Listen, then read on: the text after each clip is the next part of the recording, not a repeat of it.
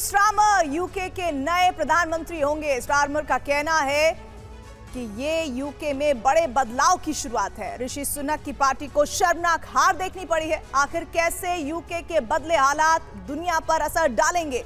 भारत पर स्टारमर का नया रुख क्या होगा? और रूस यूक्रेन जंग पर यूके क्या फैसला ले सकता है? इस हफ्ते का news maker United kingdom.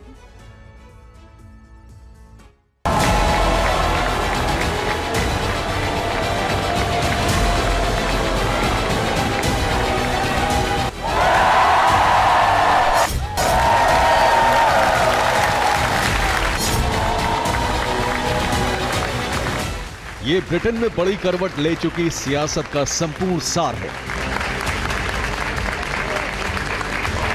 Thank you. एक और नए प्रधानमंत्री बने कीर स्टारमर हैं,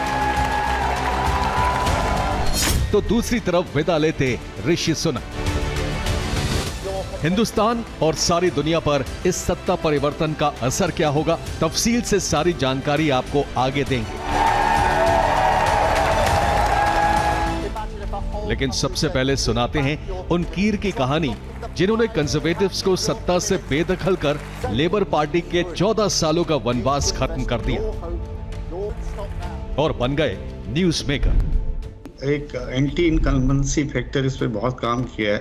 पिछले 14 साल से कंजर्वेटिव्स जो हैं वो पावर में थे और बहुत से ऐसे मुद्दे थे जो आम पब्लिक के पॉइंट ऑफ व्यू से काफी बर्निंग इश्यूज थे, वो ठीक से उसे एड्रेस नहीं कर पाए। इकोनॉमी को लेकर, इन्फ्लेशन को लेकर, पुअर मेडिकल हेल्थ सर्विसेज को लेकर, तो एक क्यूमुलेटिव एक सेंटिमेंट था, वो बदलाव परिवर्तन की दिशा में था और उसका नेट रिजल्ट ये है कि 14 साल के बाद लेबर एक बहुत बड़े मार्जिन से जीत के आए।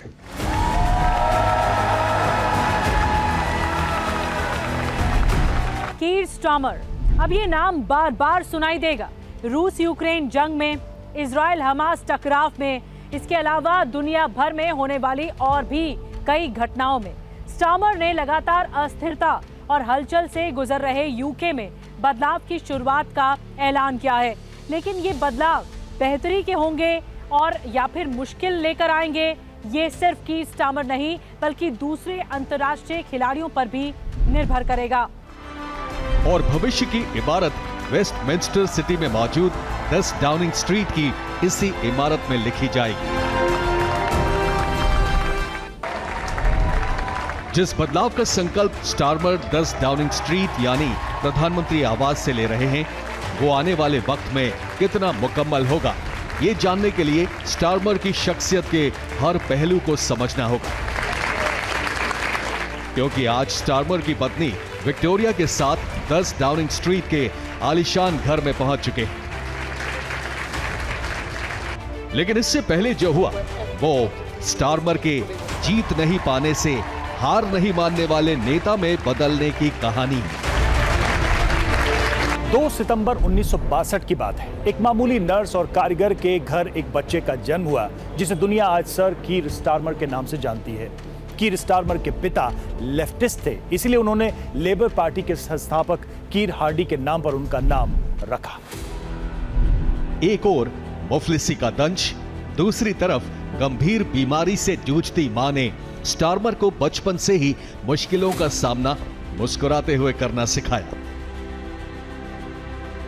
पोस्ट ग्रेजुएशन की पढ़ाई के लिए लंदन आए तो उनके पास ज्यादा पैसे नहीं थे। इसके चलते उन्हें वैश्यालय की छत पर बने कमरे में रहना पड़ा था।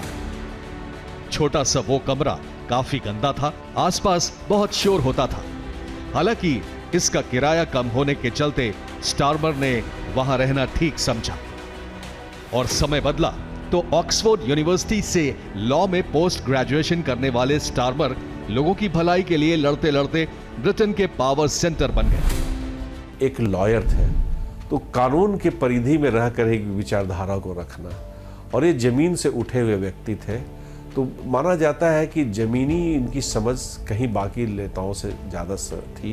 इसका अपने व्यक्तिगत जीवन में उन्होंने बहुत सारी बाधाएं झेली और इस बहुत ही साधारण से स्कूल से पढ़कर और बाद में वह ऑक्सफोर्ड यूनिवर्सिटी तक पहुँचे।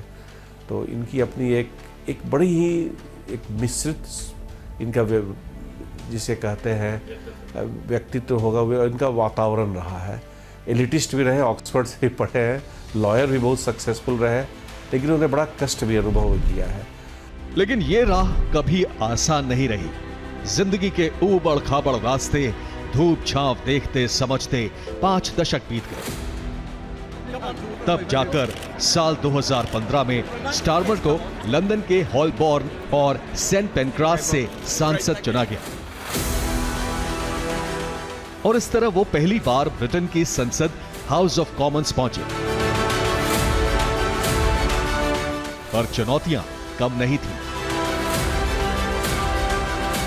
विपक्ष में शैडो मिनिस्टर के तौर पर काम करने का जिम्मा संभाल चुके स्टारमर को ब्रेक्जिट पर लेबर पार्टी की अनिश्चित स्टैंड पर बातचीत करने का काम दिया गया था। स्टारमर यूरोपियन यूनियन छोड़ने के खिलाफ थे,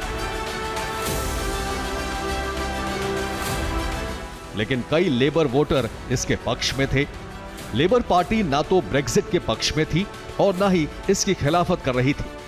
वो इस पर एक और जनमत संग्रह चाहती थी। इस उलझन का 2019 में लेबर पार्टी की हार में अहम योगदान रहा। इस चुनाव के बाद जेरेमी कॉर्बिन बाहर हो गए और स्टारमर को पार्टी की कमान मिली। स्टारमर ने लेबर पार्टी को फिर से खड़ा करने का जिम्मा उठाया, लेकिन साल 2021 में हार्टलपूल के उपचुनाव में लेबर उम्मीदवार को मिली हार से दुखी कीर स्टारमर ने राजनीति को अलविदा कहने का मन बना लिया और स्टारमर ने किताबों की दुकान में काम करने के बारे में सोचना भी शुरू कर दिया। पर एक बार फिर स्टारमर ने चौंकाया। शिकस्त की वजह पर मंथन किया, समय की नब्ज टटोलते हुए कई अहम कदम उठाए। लेबर पार्टी से कट्टरवादी वामपंथी नेताओं को बाहर करने का रास्ता दिखाया। यहूदी विरोधी बयान देने वाले लेबर पार्टी के 40 साल पुराने कद्दावर नेता रहे जेरेमी कॉर्बिन तक को भी टिकट नहीं दिया। एक और लेबर पार्टी में कई नेता गाजा युद्ध में इजरायल की आलोचना कर रहे थे, लेकिन स्टारमर ने साफ कहा कि हमास के खात्मे तक इजरायल को जंग नहीं रोकनी चाहिए। स्टारमर के बयान को यहूदियों के समर्थन के रूप में देखा गया। कुछ ने आज तो स्पष्ट कर दिया कि वैसा कोई बदलाव नहीं आएगा। वो कहे कि नहीं, यूक्रेन में जो नीति चल रही है उसी को चलाएंगे। वो हर तरह से यूक्रेन को हथियार से लेकर उनको बाकी सब भी जो आर्थिक मदद से लेकर सारी चीज़ करेंगे। मिडिल ईस्ट पर भी जो एक माना जाता था कॉर्बिन का, एक हल्का से एंटी सेमिटिज्म लाइन उनका माना जाता था, उसको इन्होंने ऑलरेडी रिकंसाइल कर लिया है। तो लेकिन हाँ, इनको एक कंसिलिएटरी प्राइम मिनिस्टर के रूप में माना जाता है। तो हो सकता है जो पूरी की पूरी जो अमेरिकन लाइन हो उससे थोड़ा हटकर करे, लेकिन ये बीच का कोई रास्ता हमेशा मिडिल ईस्ट में निकालने का प्रयास करते रहेंगे। यानी जहां जरूरत लगी वहां पुराने ढर्रे से हटे, पॉलिटिक्स के पारंपरिक तौर तरीकों को बदला, नास्तिक होते हुए भी मंदिर मंदिर मतदाता ढूंढे, लंदन के स्वामी नारायण मंदिर में पूजा की, मंदिर को करुणा का प्रतीक बताया। अगर आप इनकी इलेक्शन ट्रेल, कैंपेन ट्रेल को देखेंगे तो इवन स्टारमर अपने ब्रिटिश हिंदू वोट्स को नजर में रखते हुए काफी मंदिरों में गए हैं और इन्होंने बहुत सारी पॉजिटिव जो हैं स्टेटमेंट्स भी दिए हैं। इन्होंने ये भी कहा है कि जो एंटी हिंदू फोबिया है या एंटी हिंदू यहाँ अटैक्स होते हैं उन सबको वो पूरी तरह से एड्रेस करेंगे। तो जहाँ तक देखिए, देश को चलाना है तो उसमें आस्तिक नास्तिक ये सब चीजें काम नहीं करती हैं। Geopolitical realities, domestic compulsions, domestic priorities, इन सब चीजों को लेके आगे बढ़ने की जरूरत होती है। ब्रिटेन में 18 लाख भारतवंशी हैं। इन्हें ही साधने की कवायद कीर स्टारमर ने की, क्योंकि 2010 में 61% भारतवंशी वोटरों का वोट लेबर पार्टी को मिला था।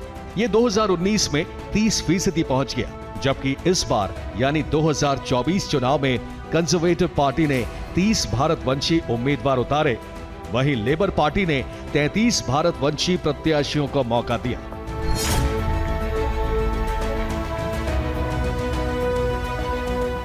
और इस बार कीर स्टारमर की कोशिश रंग लाती दिखाई दी।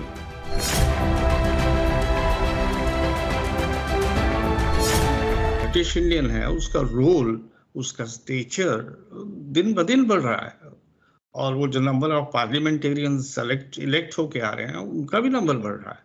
और वो आज देखिए 1.67 जो मिलियन पॉपुलेशन है यहाँ पे, उनकी 2-3% ही रहे, फिर भी उनका एक इम्पॉर्टेंट ये फैक्टर है। इनफैक्ट जो लेबर पार्टी की डिफीट हुई थी 2019 में, उसमें कहीं ना कहीं एक फैक्टर ये भी था कि इन्होंने ब्रिटिश इंडियन जो खासतौर से ब्रिटिश हिंदू वोटर्स हैं उन्हें एलिनेट कर दिया था, उन्हें नाराज कर दिया था। तो आने वाले वक्त में भी और आज की तारीख में भी ब्रिटिश इंडियंस का एक रोल जो है वो यहाँ की पॉलिटिकल प्रक्रियाओं में बहुत इंपॉर्टेंट रहने वाला है। खुद को नास्तिक कहने वाले स्टारमर ने जीतने के लिए मंदिरों का दौरा किया। ब्रेक्जिट के बाद से लगातार नई समस्याओं से जूझने वाले स्टारमर उन नेताओं की फहरिस्त में शामिल हो गए जिन्हें जनता की उम्मीदों का पहाड़ पार करना है और साथ ही देश के अंदर शांति बनाए रखनी है। उनके सामने रोजाना नई चुनौती और दबाव होंगे, जिस पर न सिर्फ यूके बल्कि भारत की नजर भी होगी। सच तो यही है कि जितना भारतवंशी ऋषि सुनक हिंदुस्तान से रिश्तों की बेहतरी के लिए काम करते रहे, उतना ही कीर स्टारमर भी करते रहेंगे।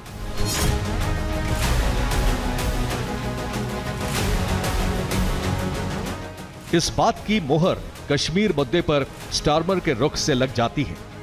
अनुच्छेद 370 खत्म किए जाने के बाद लेबर पार्टी में ही भारत विरोधी आवाज उठने लगी, तो स्टारमर ने हिंदू वोटरों की नाराजगी खत्म करने की कोशिश की और कश्मीर मुद्दे पर पार्टी का स्टैंड बदला। स्टारमर ने कहा कि कश्मीर एक द्विपक्षीय मुद्दा है जिसे भारत और पाकिस्तान को शांतिपूर्ण तरीके से सुलझाना चाहिए।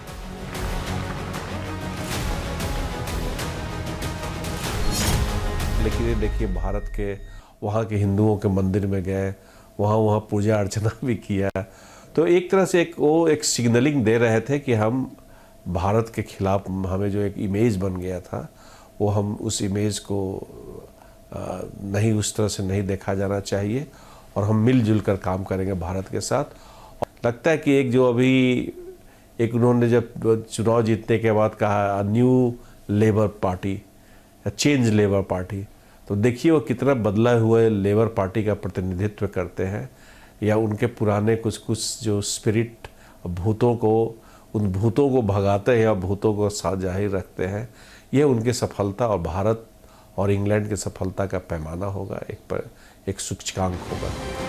जहां तक बात रही कारोबार की, तो सुनक के सत्ता में आने से पहले से भारत और ब्रिटेन एक मुक्त व्यापार समझौते पर काम कर रहे हैं, जो वर्तमान में प्रति वर्ष 38.1 बिलियन पाउंड के द्विपक्षीय व्यापार को बढ़ावा देने की कोशिशों का हिस्सा है।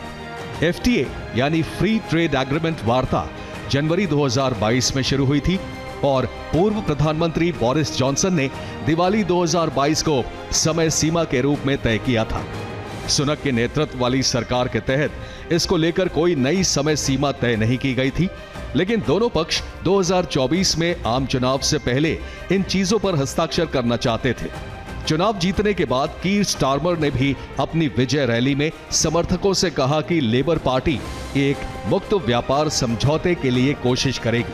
2019 का जिसका मैंने जिक्र किया था, लेबर पार्टी ने एक रेजोल्यूशन पास किया था जिसमें कश्मीर को लेकर उन्होंने कुछ ऐसा कहा था जो पाकिस्तान का नैरेटिव था। तो अब जाहिर है जब आप इस तरह की बातें करेंगे और आप एंटी हिंदू फोबिया को भी और या फिर इवन खालिस्तानी सेंटिमेंट्स को भी सपोर्ट करते हुए दिखाई देंगे, तो जाहिर है कि ब्रिटिश इंडियन जो है अपने आप को इस पार्टी से दूर रखना चाहेगा, और ऐसा ही हुआ। लेकिन अब इसी को वो करेक्ट कर रहे हैं। उनकी पूरी इलेक्शन कैंपेन में उन्होंने इस बात पे जोर दिया है, खुद भी बोले हैं, स्वीकारा भी है, और उन्होंने कहा कि वो अपनी ये जो उनकी पार्टी है वो बदली हुई पार्टी है और उनका रुख इन सब चीजों को लेकर बदल चुका है। लेबर पार्टी के इतिहास को भी देख लिया जाए तो संकेत अच्छे हैं। ब्रिटेन में लेबर पार्टी भारत को आजाद कर देने की हिमायती थी। 1947 में जब भारत आजाद हुआ तब ब्रिटेन की सत्ता उन्हीं के हाथ में थी। क्लीमेंट एटली प्रधानमंत्री थे भारत को आजाद करने के एटली के फैसले की ब्रिटेन के पूर्व पीएम विंस्टन चर्चिल ने खूब आलोचना की थी। वो कंजर्वेटिव पार्टी से थे। ऐसे में भारतीय लेबर पार्टी को अच्छा और कंजर्वेटिव पार्टी को बुरा मानने लगे। भारतवंशियों के लेबर पार्टी को समर्थन करने की एक और अहम वजह इमिग्रेशन है, यानी वो दूसरे देशों से ब्रिटेन आने वाले लोगों के खिलाफ नहीं है।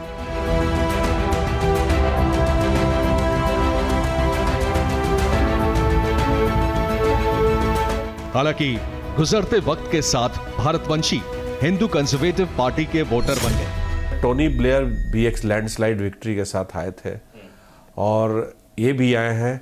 उनकी स्थिति अलग थी, वो थोड़ा आइडियोलॉजिकल ज़्यादा माने जाते थे, लेकिन ये प्रैक्टिकल ज़्यादा माने जाते हैं। जैसे इनकी अपनी एक व्यक्तित्व है, जिस तरह से उन्होंने पार्टी में ड्रास्टिक चेंजेस किए, उठाकर फेंक दिया लोगों को, जितने पुराने स्थापित नेतृत्व था।